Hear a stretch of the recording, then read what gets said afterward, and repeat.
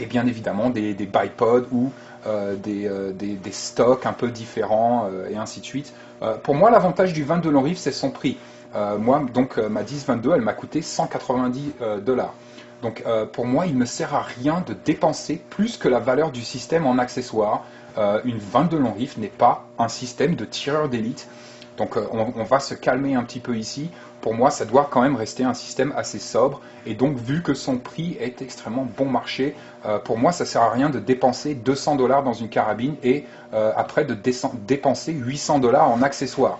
Vous n'allez toujours pas avoir un fusil de tireur d'élite ici. Ça reste une carabine en 22 long rifle. Okay, donc, pour moi, si vous avez un peu plus d'argent à mettre dans votre système, il serait plus intéressant, par exemple, de se pencher sur l'obtention de pièces de rechange ou même, pourquoi pas, un deuxième système identique au premier. Moi, personnellement, j'ai deux 10-22. Pour moi, c'est beaucoup plus intéressant d'avoir deux 10-22 qu'une seule 10-22 avec une lunette à 600 € dessus.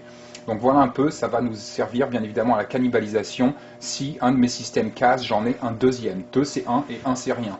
Au final, le 22 long rifle est le parfait calibre pour nous. Toute la famille peut l'utiliser. On a peu de recul, peu de bruit, facile à manier, très bon marché.